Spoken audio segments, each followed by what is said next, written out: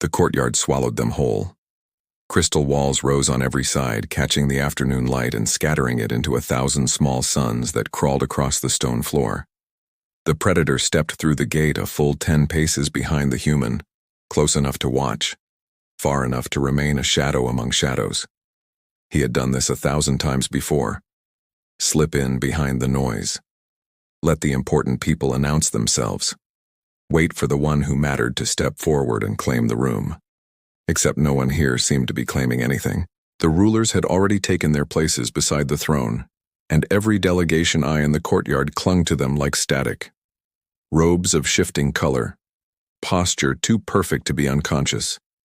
It was the kind of performance the predator had seen on 40 different worlds, and it had always meant the same thing. Watch the ones being watched. That was the rule. That was the only rule that had ever mattered. So why did his instincts keep dragging his gaze back to the woman with the notebook? She had settled near a support column at the courtyard's edge, half in shade, wholly unremarkable to everyone else in the room. No guards flanked her. No aide leaned toward her ear with translated whispers. She simply opened her notebook to a blank page and waited, the way someone waits for weather to change. A horn sounded, low and resonant, vibrating through the predator's ribs before it ever reached his ears. The ceremony had begun. One by one, the ambassadors of 42 worlds stepped forward to offer their opening words. Some spoke of trade, some spoke of alliance. One delegation, insectile and shimmering, offered nothing but a long, musical silence that the translators struggled to render into words at all. The rulers nodded at each in turn, gracious, composed, utterly unreadable. The predator counted seconds between blinks. He counted breathing patterns. He counted the tiny, near-invisible shifts of weight that on any other world would have told him who held the real authority in the room.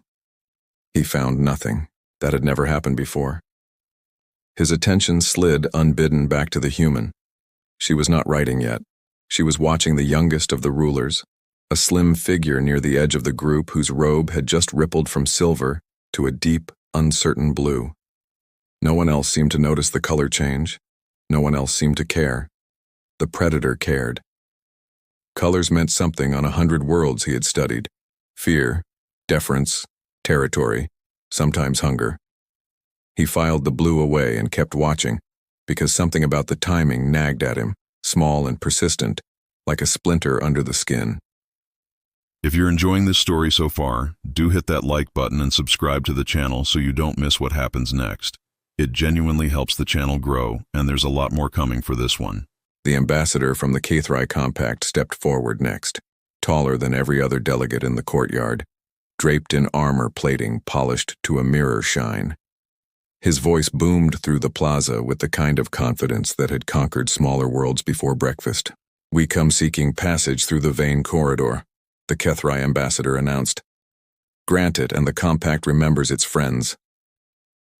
The rulers exchanged no glances. They offered no immediate answer. And yet the moment stretched just a beat too long, and in that beat, the predator caught something extraordinary. Every single Lithuanian citizen lining the courtyard's edges shifted their weight at exactly the same instant. Not the rulers, not the ambassadors, the crowd. It happened too fast for most eyes to register. A ripple of motion through hundreds of bodies gone before it had properly begun. The predator's enhanced vision caught it because his vision missed nothing. He had never seen a population move in perfect, silent unison like that. Never. He looked at the human. She was writing now, pen moving fast across the page, and for the briefest moment her eyes lifted and met his across the courtyard. She had seen it too. The predator's pulse did something strange, something he hadn't felt in decades of hunting. Not fear, not quite excitement either. Something closer to recognition, the sense of meeting an equal in a room full of pretenders. He forced his attention back to the ceremony before anyone noticed his stillness had broken. The HFY ambassador received his answer at last, delivered by the tallest of the rulers in a voice like poured honey. "The corridor remains open to all who honor its terms. Vague, diplomatic, meaningless, The HFY delegation apparently found this satisfactory, bowing low before retreating to their designated section of the courtyard. The Predator doubted they understood a single true thing about what had just been decided, if anything had been decided at all. 41 more ambassadors waited their turn. This would take hours. The Predator settled deeper into the shadow of his column, prepared to outlast the ceremony the way he had outlasted every ceremony before it, through patience alone. But his patience had a new distraction now, one wrapped in a weathered coat, tucked behind a notebook that never seemed to stop filling with observations. He needed to know what she was writing. More than that, he needed to know why she hadn't looked up once during 40 minutes of what should have been the most important political theater on the entire planet. The answer arrived sideways, the way answers on Lithera always seemed to. A young Litheran boy, no older than a human child of perhaps 8 or 9 years, broke from the crowd lining the courtyard wall. He darted between two robed dignitaries, ignored a startled hiss from a nearby guard, and ran directly toward the human woman. The Predator tensed. Every instinct screamed danger, screamed intervention, screamed that chaos had finally cracked the surface of this impossible city. His muscles coiled beneath his disguise, ready to move. The boy skidded to a stop in front of the woman and held out a small, smooth stone. The human accepted it with both hands, exactly the way the gardener had accepted the stone from the little girl earlier that morning. She said something too quiet for the Predator to catch across the distance, and the boy grinned before scampering back into the crowd. No one else in the courtyard had reacted at all. Not one ambassador, not one ruler, not one guard. It was as though the entire exchange had happened in a pocket of the world reserved only for the two of them, invisible to everyone who mattered, or everyone who thought they mattered. The Predator's confusion deepened into something closer to unease. He had spent 3 centuries learning to read power the instant it entered a room. Power had a smell, a posture, a gravity that bent every other conversation toward it. He had never needed anyone to explain the rules of a new world to him because the rules were always the same, dressed in different colors and different languages, but never truly different underneath. Lithera broke the rules without ever admitting it had rules to break. The ceremony rolled forward. Ambassador after ambassador stepped up to the dais, spoke their piece, received an answer polished smooth enough to mean nothing and everything at once. The Predator tracked each interaction with half his attention, the other half locked onto the human and the strange, quiet current of the city moving around her like water around a stone. A delegation from the Iran cluster arrived next, 4 beings fused at the hip in a single writhing mass of limbs, speaking in overlapping harmonics that made the translators stutter and reset twice before finding a stable frequency. They requested mineral rights to a moon the Predator had never heard named. The rulers offered the same honeyed non-answer they had given everyone else, vague enough to satisfy, hollow enough to mean nothing at all. The Iran delegation bowed and withdrew, apparently thrilled. The Predator watched them go and felt something curdle in his chest that he didn't have a word for yet. 41 civilizations, and not one of them had noticed they were leaving this courtyard with empty hands and full smiles. He glanced at the human again. She had stopped writing for a moment, watching not the Iran delegation, not the rulers, but a single Litheran attendant near the base of the throne who had quietly refilled a shallow bowl of water resting at the ruler's feet. No one had asked for water. No one seemed to need it. The attendant performed the task with the same unhurried precision the gardener had shown that morning, bowed to no one in particular, and withdrew into the crowd. The human wrote something down, quickly, and underlined it twice. The Predator's patience, honed across 3 centuries of watching civilizations reveal their true hierarchies, had never once failed to identify a pattern within the first hour of observation. He had run out of hours. He had run out of patterns that made sense. A second horn sounded, softer than the first, and the tallest ruler lifted one hand. The gesture looked ceremonial, practiced, empty of any real command.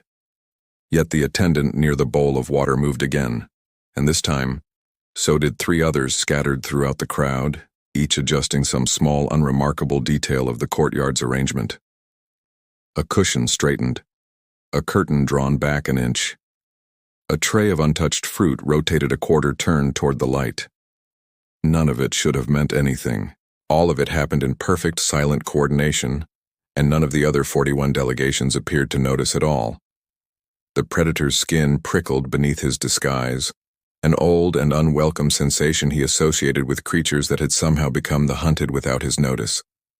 He forced the feeling down and kept watching, because watching was the only tool he had left that hadn't failed him yet. 3 more times a child approached her.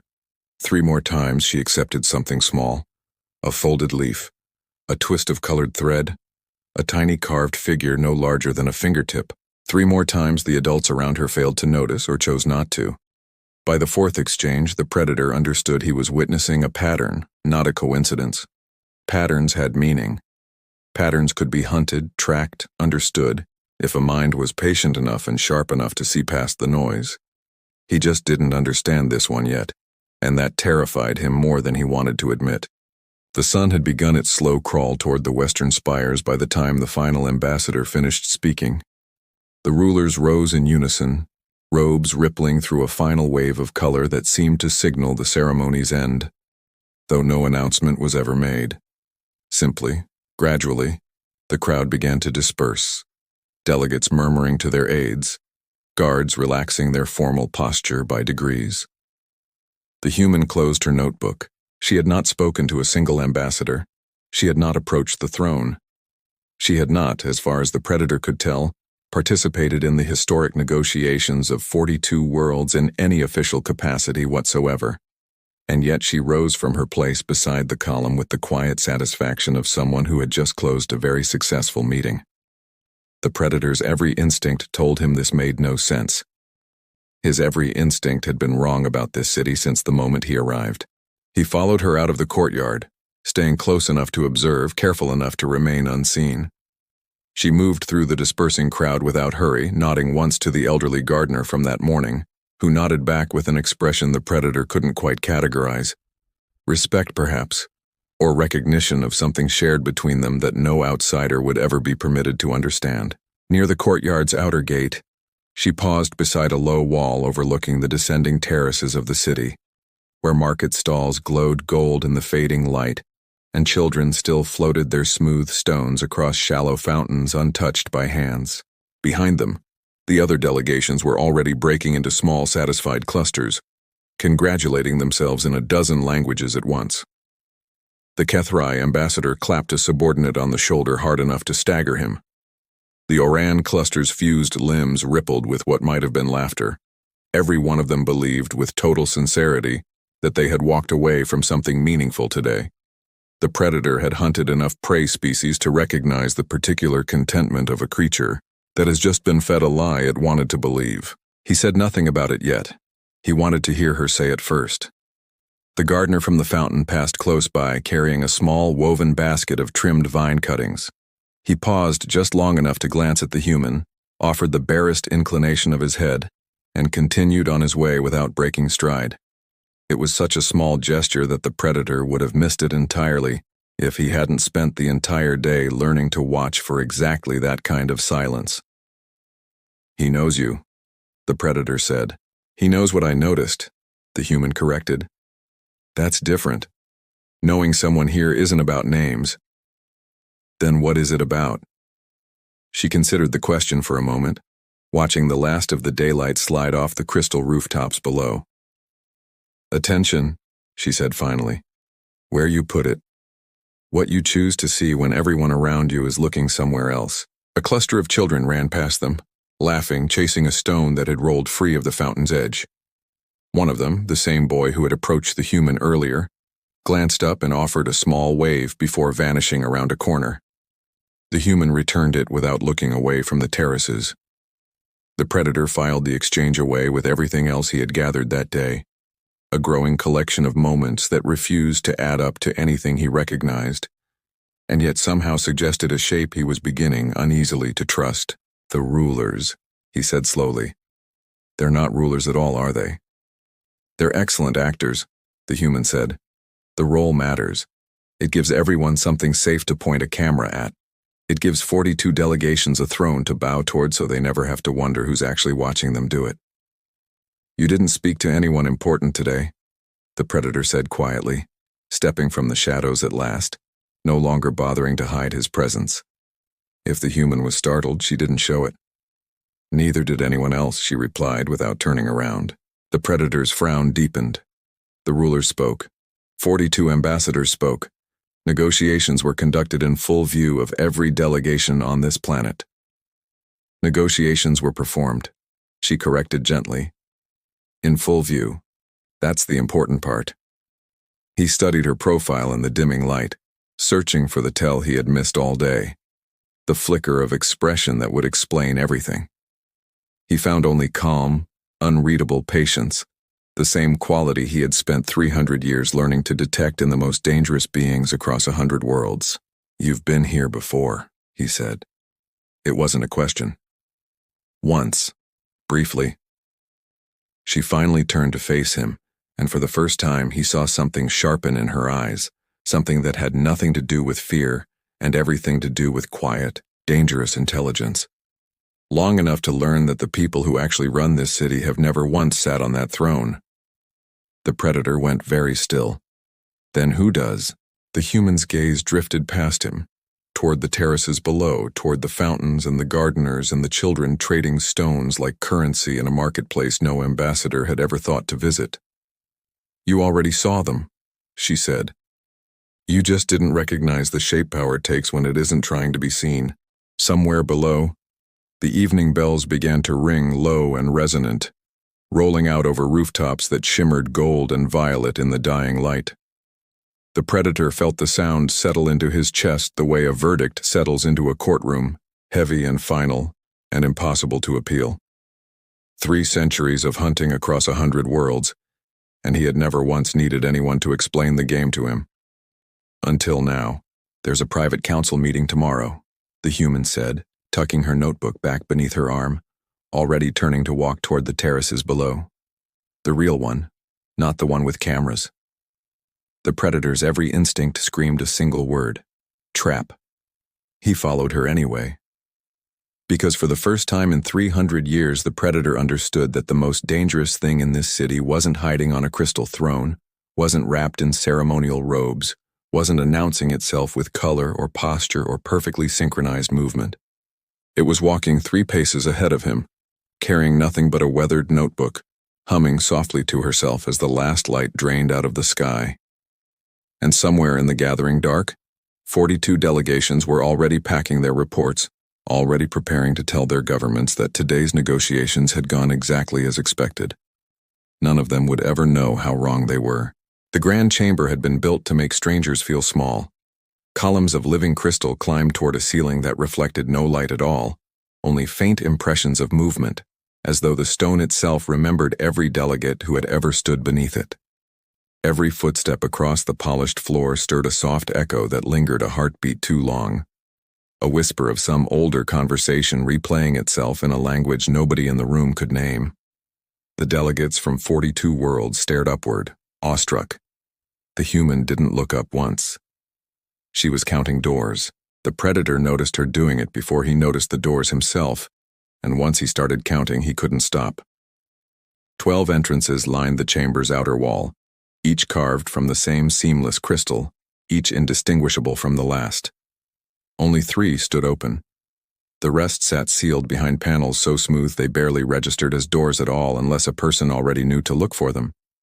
He didn't understand why that mattered. Not until the human quietly drew 7 lines through her notebook, crossing out numbers she had written only moments before. The Predator's pulse ticked upward just slightly. 3 centuries of hunting had taught him to trust exactly 2 things: his instincts and the certainty that power always left a visible trail. He was beginning to suspect this city intended to strip both away from him, one small detail at a time. The rulers entered a few minutes later, gliding across the chamber floor with the same unnerving synchronization he had watched the day before. They greeted each delegation with identical warmth, identical patience, identical courtesy so smooth it left no impression at all once the moment had passed. No voice rose above another. No expression cracked, not even slightly. It looked, to every ambassador watching, like diplomacy performed at the very height of its craft. The Predator watched the human instead because the human wasn't watching the rulers. She was watching the audience. Every time one of the rulers floated a proposal into the room, silence followed. Not an awkward silence, not a hesitant one.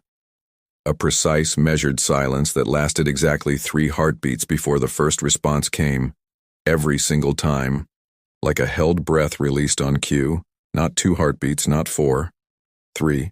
The predator counted it himself across 5 separate proposals, just to be certain his senses weren't deceiving him. They weren't. The rhythm never wavered, never adjusted for the complexity of the topic or the temperament of the speaker. It simply arrived, exactly on schedule, as though the entire chamber were breathing in unison to a metronome only the human could hear. She wrote something down and underlined it twice. The predator felt an unfamiliar unease settle low in his chest. She wasn't listening to the words being spoken in that room at all. She was studying the shape underneath them. When the translation arrays finally synchronized fully with Lithuanian speech partway through the morning, a ripple of visible relief swept across the chamber. Ambassadors who had spent the previous day nodding along to guesswork suddenly found themselves fluent, and the room came alive with questions, clarifications, eager crosstalk between delegations who had barely spoken to one another before. The human reached into her coat pocket. She switched her translator off. The click was so soft the predator barely caught it. A small mechanical sound swallowed almost instantly by the noise of 42 delegations finally understanding each other. He stared at her from across the chamber, genuinely startled for the first time since he had followed her into this city. Why would anyone silence the very device the entire room had been waiting for? She settled back into her seat, arms folded loosely over her notebook, and simply watched the proceedings unfold in a language she had just chosen not to hear. Without translation, the conversation should have meant nothing to her. Just noise. Just the rise and fall of an alien tongue with no anchor to hold on to. And yet somehow, impossibly, she seemed to understand more of what was happening in that room than any delegate fluent in every word being spoken. The morning's negotiations began in earnest not long after. Trade corridors, joint scientific ventures, navigation rights through contested star lanes claimed by 3 different delegations at once.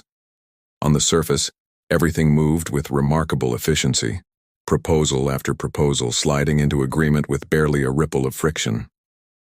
Almost too smoothly. The predator noticed the pattern only because the human had clearly noticed it long before he had. No proposal was ever accepted the moment it was offered. Instead, a servant carrying a tray of silver cups moved quietly along the chamber's edge, refilling glasses no one had asked to have refilled. He never spoke.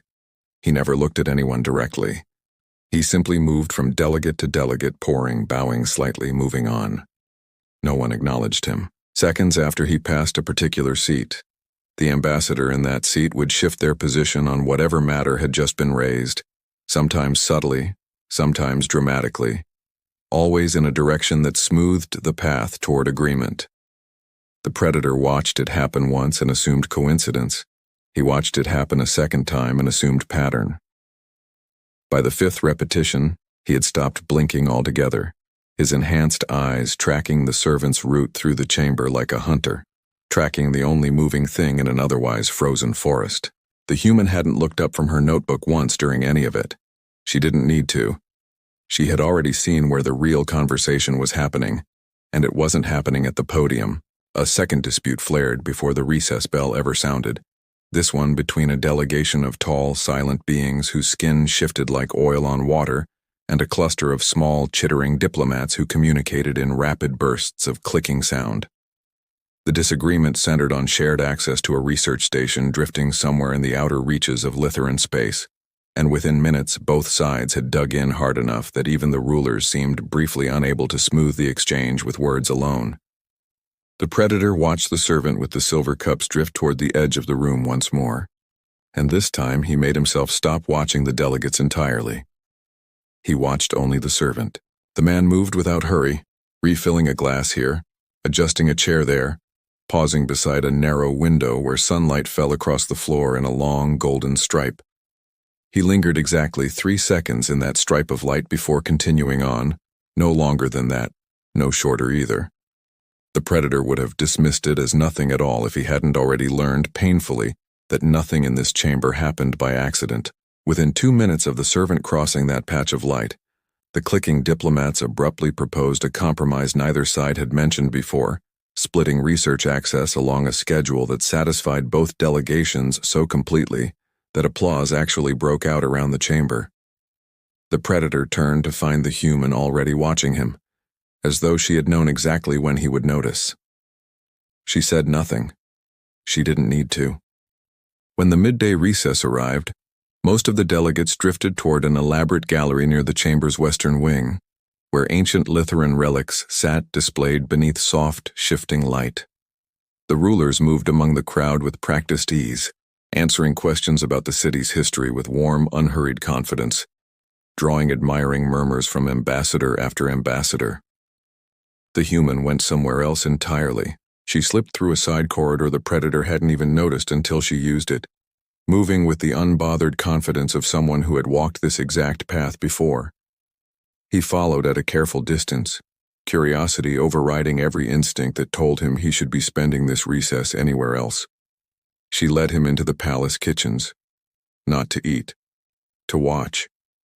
Inside, dozens of cooks moved through a space thick with steam and the low clatter of metal against stone, and yet the room held an eerie, coordinated quiet the Predator hadn't expected.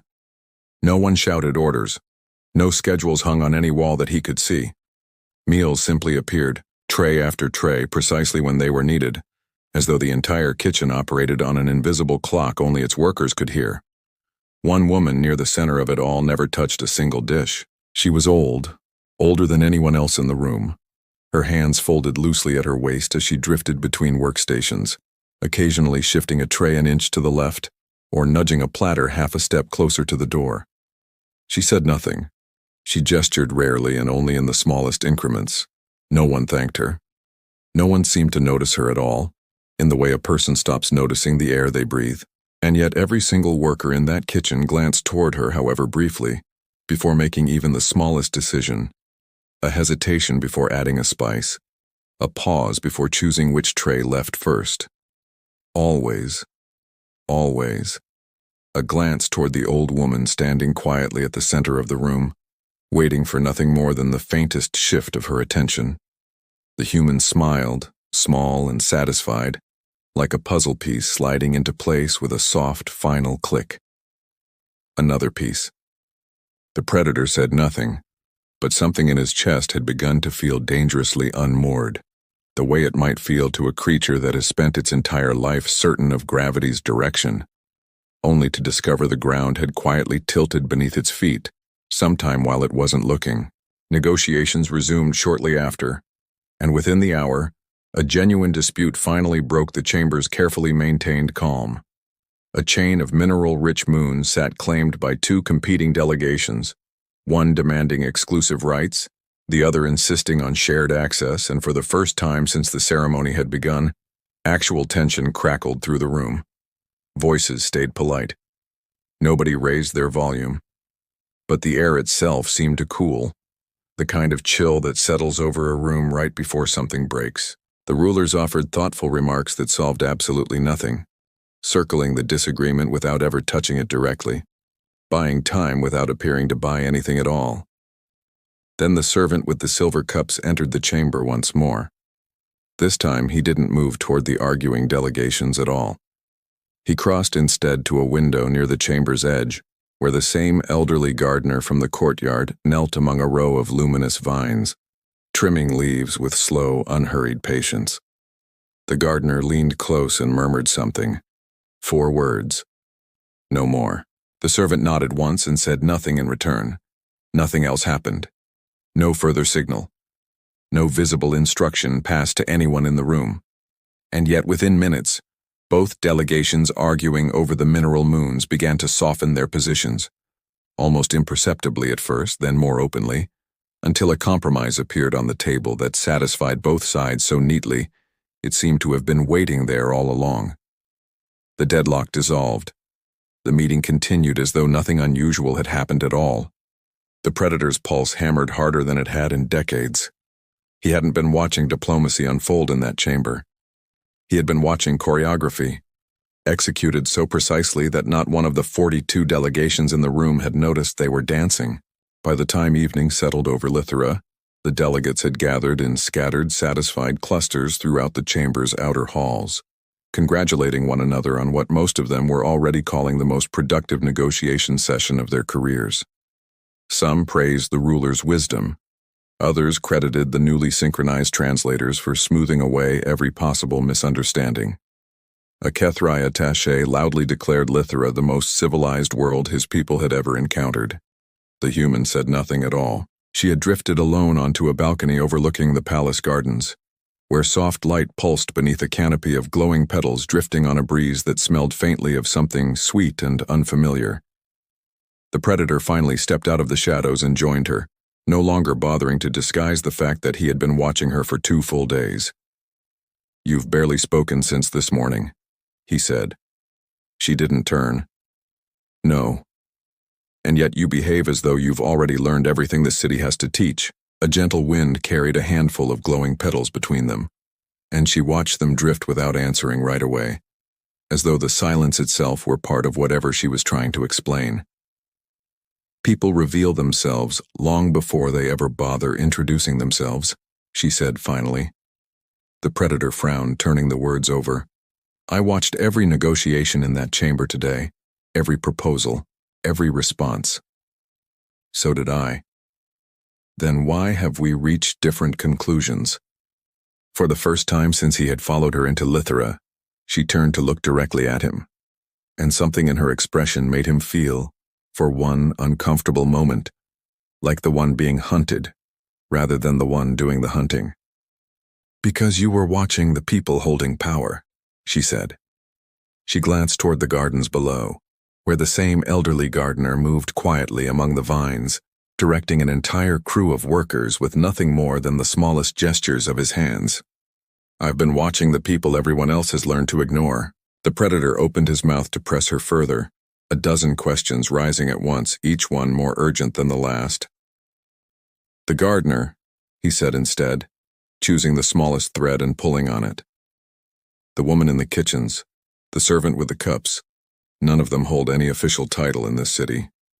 I checked the delegation records twice." "You won't find them there," the human said. "Nobody writes their names down. That's rather the point." "Then how does anyone know to listen to them?" She considered the question longer than she had considered any other that day, watching the glowing petals scatter and resettle against the balcony rail. "The same way you knew to follow me instead of the throne," she said finally. "Something in you noticed I wasn't performing for anyone. People who aren't performing tend to be the only ones worth watching." The predator turned that over slowly, uncomfortably aware of how close her words landed to something he hadn't examined about himself in a very long time. 3 centuries of hunting, and he had never once considered that his own instincts might have been quietly recalibrating themselves the moment he stepped off his ship and into the city's shifting light. "You're not simply an observer here," he said. "You're not merely visiting." She didn't confirm it. She didn't deny it either. "Ask me again tomorrow," she said. And something in the way she said it made the predator suspect that tomorrow would answer a great many questions he hadn't yet thought to ask. He never got the chance to ask any of them. The palace bells began to ring. Not once, not twice. 7 times, slow and deliberate, rolling out across the gardens and the chamber and every rooftop in the city at once. Every Litheran within sight stopped moving at the exact same instant. Conversations died mid-sentence. Servants froze with trays still balanced in their hands. Even the rulers, gliding through a crowd of admiring ambassadors, fell utterly silent, their perfect composure cracking for the first time the predator had witnessed since arriving. Only the human seemed unsurprised. She closed her notebook slowly, tucking it back beneath her arm with the calm, unhurried patience of someone who had been expecting this exact moment all along. "I was wondering when they'd finally notice us," she said quietly. The air around them seemed to thicken, heavy in a way that had nothing to do with weather and everything to do with the sudden, absolute certainty settling into the predator's bones. He had come to Lithera to study an unknown civilization, confident in 3 centuries of experience, certain that no world could hide its true hierarchy from eyes as sharp as his. Now, standing on that balcony, as 7 bells faded into silence and an entire city held its breath at once. He understood something far more unsettling. The civilization had been studying them the whole time. The 7th bell kept ringing long after its sound should have faded, the note hanging in the air like it refused to let go. No one moved. The palace gardens, alive only minutes earlier with the low hum of satisfied conversation, had gone perfectly, unnervingly still. Even the crystal leaves overhead had stopped their slow shimmer, frozen mid-ripple, as though the entire city had drawn one long breath and simply forgotten to release it. The predator's every instinct screamed that something fundamental had just shifted beneath his feet. The human slipped her notebook into her coat without a trace of hurry. "They've finished observing us," she said. Before the predator could ask what that meant, before he could even fully process the strange finality in her voice, motion returned to the gardens all at once. Servants, gardeners, cooks, craftsmen, dozens and then hundreds of ordinary Litherans began walking toward the heart of the palace with the same quiet, unhesitating purpose the predator had only ever seen in creatures answering an instinct too deep to question. Not the rulers, the workers. No one had called them. No horn had sounded a summons. No messenger had run through the crowd carrying instructions. And yet they moved together, streaming from kitchens and courtyards and garden paths, converging on the grand chamber, with the inevitability of water finding its way downhill. The predator watched the rulers descend from their elevated platform at the edge of the gardens, robes rippling through colors he still couldn't fully interpret, expressions composed as always. For the first time since the delegation's arrival, they stepped aside, not reluctantly, not with any visible resentment. They simply moved, unhurried, the way a person steps back from a doorway to let someone more important pass through first. The predator's pulse hammered harder than it had in decades, because he understood, with sudden and uncomfortable clarity, that he was about to watch the real hierarchy of this city reveal itself at last. The grand chamber transformed within minutes. The magnificent crystal throne remained exactly where it had always stood, catching the last light of the day in slow shifting patterns across its surface. No one sat in it. Instead, laborers carried long circular tables into the center of the room, setting them in careful arrangement without a single word of instruction passed between them. Delegates who had spent 2 full days memorizing the protocols of formal Litheran ceremony now stood exchanging baffled glances, murmuring to aides, searching for some rule book that explained what was happening. Had the ceremony changed? Had protocol simply failed? The predator glanced toward the human, half expecting to find her as confused as everyone else in the room. She didn't look surprised at all. She looked relieved. The particular relief of someone who has been waiting patiently for a conversation to finally begin, and had started to wonder, somewhere in the back of her mind, whether it ever would. An elderly gardener walked calmly into the center of the chamber, his steps unhurried, his presence somehow filling the space more completely than any of the 42 ambassadors who had spoken from that same floor over the past 2 days. The predator recognized him instantly, the same gardener who had knelt beside a fountain on their very first morning in Lithera, returning a dropped glass stone to a child with both hands, before bowing, not to the child at all, but to her grandmother. His clothing remained as simple as it had been that morning.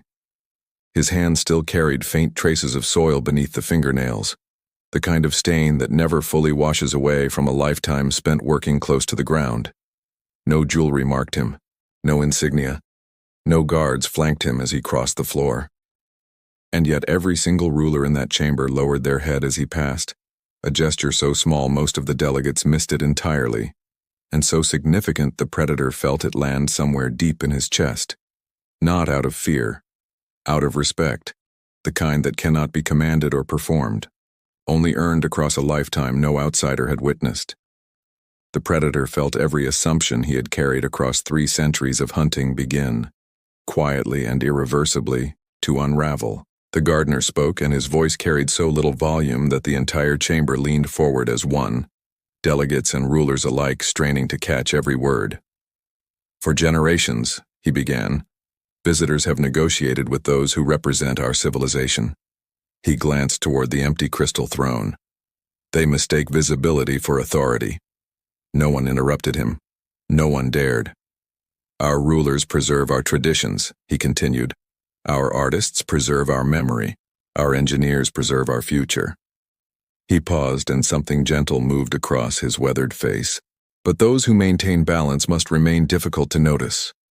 A murmur passed through several of the delegations, quiet and uncertain, the sound of minds trying to fit a wholly unfamiliar idea into frameworks built for very different worlds.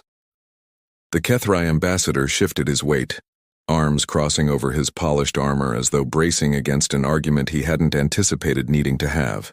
You may wonder why we allow this confusion to continue for so long, the gardener said, his tone patient, almost kind. Why we don't simply explain ourselves at the gates, the way other worlds explain their laws to strangers before they ever set foot on the ground. He let the question hang in the air, because understanding that must be earned reveals something true about the one who earns it. Understanding that is merely given reveals nothing at all. The predator felt those words settle into him with unexpected weight, the kind of statement that seemed aimed less at the room in general, and more directly at him, though the gardener's gaze never once moved in his direction.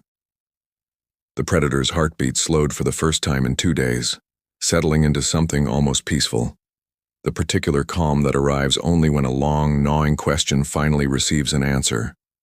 At last, the city was explaining itself. The gardener's gaze swept across the assembled delegates unhurried, missing no one. Every expedition that has ever visited Lithra believed it had reached an agreement, he said.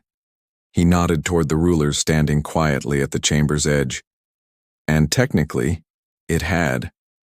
A ripple of uneasy laughter passed through the room, delegates glancing at one another, unsure whether they were meant to feel reassured or unsettled by the observation.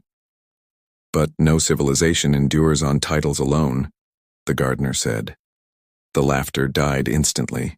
The question has never been whether you could persuade our leaders. He let that settle before continuing. It has always been whether you understood our people. Silence filled the chamber, but it wasn't the uncomfortable silence of a room caught off guard. It was something quieter, more reflective, the kind of silence that only arrives when an old and comfortable certainty quietly collapses inside dozens of minds at once. The gardener turned, at last, toward the human. You never asked who ruled us, he said. No, she answered simply. You never requested an audience with the throne. No. You never attempted to impress anyone. The human allowed herself a small smile. There was no reason to. The old gardener's eyes brightened, something warm and curious moving behind them. What convinced you?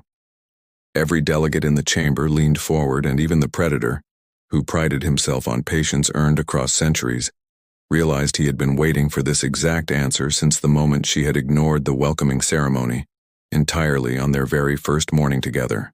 The human took a slow breath before she spoke, choosing her words the way someone chooses stones to cross a river, carefully, one at a time. On our first day, she said, a child dropped a glass stone. The chamber remained utterly silent, hanging on every word. A gardener returned it. She looked directly at the old man standing before her, but he bowed to the grandmother. Several Litherans in the crowd smiled knowingly, exchanging quiet glances of recognition. The grandmother never acknowledged him, the human continued. She didn't need to. The predator remembered that exact moment with sudden, startling clarity. The fountain, the child's laughter, the elderly man's quiet bow toward a woman who hadn't so much as turned her head. At the time, it had seemed like nothing at all, one small, unremarkable gesture among thousands he had witnessed across 100 worlds. Now it felt like the first thread of a rope that had been holding an entire civilization together in plain sight. The human continued, her voice steady, unhurried, carrying easily across the hushed chamber. Later I watched servants interrupt rulers without apology, she said. No ruler corrected them. I watched cooks change schedules without permission. No one questioned them. I watched workers decide where every delegation would stand before negotiations even began, and the rulers simply accepted those decisions without comment. She glanced slowly around the chamber, taking in every face turned toward her. Everywhere I looked, the people performing the smallest tasks quietly shaped the largest outcomes. A faint smile touched her lips, so I stopped watching the throne. I started following the footprints. The chamber held its stillness a moment longer. Then, one by one, the Litherans gathered throughout the room placed a hand over their heart, a gesture that rippled outward from the gardener's position like water spreading from a dropped stone. It wasn't applause. It was recognition, offered without a single word, the kind of acknowledgement that meant more to everyone present than any ceremony the Predator had witnessed across the previous 2 days combined. The Predator understood, finally and completely, that this entire civilization had never been testing the intelligence of its visitors. Not their diplomacy, not their wealth, or their military strength, or their skill at negotiation. They had been measuring perception. Around the chamber, the other delegations had begun to react in their own ways, each response a small window into how deeply the revelation had landed. The Kethrai ambassador stood rigid, jaw tight, clearly replaying every interaction of the past 2 days and finding each one suddenly, uncomfortably suspect.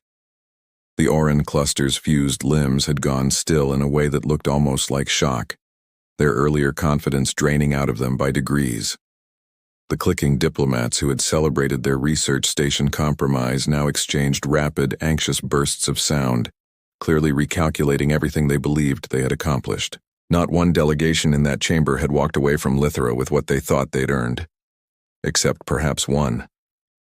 The Predator watched the human's face carefully as the room absorbed its collective realization, searching for some flicker of pride, some quiet satisfaction at having outmaneuvered 41 other civilizations without ever appearing to try. He found none of it. She simply watched the gardener with the same patient, unhurried attention she had given the fountain, the kitchens, the servant with the silver cups, as though winning had never been the point of any of it. "You don't seem triumphant," the Predator murmured low enough that only she could hear. "I'm not," she said. "I just paid attention. Everyone else was too busy being impressive to notice they weren't the ones being tested." The gardener, still standing at the center of the chamber, allowed a small knowing smile to cross his face as though he had heard the exchange despite the distance between them. Perhaps he had. The Predator was rapidly losing confidence in his ability to predict what this city's quietest citizens could or couldn't perceive. Every previous delegation to visit Lithera had failed for precisely the same reason. Generation after generation, expedition after expedition. They had looked exactly where everyone expected them to look, toward the throne, toward the robes, toward the voices raised loudest in the room. Only one visitor in all the centuries this city had quietly conducted its strange and patient examination had noticed where influence actually lived. As the gathering slowly dispersed beneath the glowing crystal ceiling, delegates murmuring among themselves in tones far more subdued than they had used only hours before, the Predator found the human standing beside the same fountain where their strange, quiet journey together had first begun. Children were still floating smooth glass stones across the water, laughing, chasing them when they drifted too close to the edge. Nothing about the scene seemed extraordinary any longer. Perhaps that had always been the point. "I've hunted across half the galaxy," the Predator said quietly, watching the water ripple beneath small, careless hands. "I believed survival belonged to whoever possessed the greatest strength." The human watched another stone skim across the surface, unhurried. And now? He looked back toward the palace, toward the empty crystal throne still catching the last of the evening light through the tall windows behind them. "I think strength is easy to see," he said slowly. "It usually wants to be noticed." She nodded. "It usually does. There's a flaw in that, isn't there?" the Predator said, working through the thought as he spoke it aloud. "Anything that wants to be seen can be measured, countered, prepared for. And anything that doesn't want to be seen," the human said, "can only be understood by someone patient enough to stop looking where they're told to look." He considered that for a long moment, watching the children chase their glass stones across the shallow water. "Is that why every expedition before us failed? They came prepared to counter strength. They came prepared to counter what they expected to find." she corrected gently. Lithra never had anything to counter. It only had people quietly deciding, day after day, whether strangers were worth trusting with what actually holds this city together. And you passed. We passed, she said. You followed me instead of the throne. That mattered more than you probably realize. The predator turned the glass stone over once in his palm, feeling its smooth, cool weight settle against his skin, an object so small and unremarkable it could have come from any fountain on any world in the galaxy. And yet here, in this city, it had somehow become the clearest measure of power he had encountered in 300 years of hunting. He allowed himself something he hadn't felt in longer than he cared to admit, the ghost of a genuine smile. So what did I miss? The human reached down, picked up a small glass stone from the fountain's edge and placed it gently into his open palm. You were looking for power, she said. She closed his fingers gently around the stone. When you should have been looking for trust. The predator stood in silence as children laughed and splashed around the fountain, as evening light danced slowly across the crystal spires of a city that had spent centuries quietly outsmarting everyone who ever thought they had conquered it. For 3 centuries he had believed the universe rewarded those who dominated, those who stood tallest, spoke loudest, ruled from the highest visible point in any room. Lithra had taught him something far more dangerous, something he suspected would follow him across every world he ever visited again. The civilizations that endured weren't built by the loudest voices in the room. They were built by the quiet people everyone else had simply forgotten to watch. And that, the predator realized as the last light faded gently from the crystal towers above him, was the first thing in 300 years he had ever managed to see before anyone bothered to explain it to him.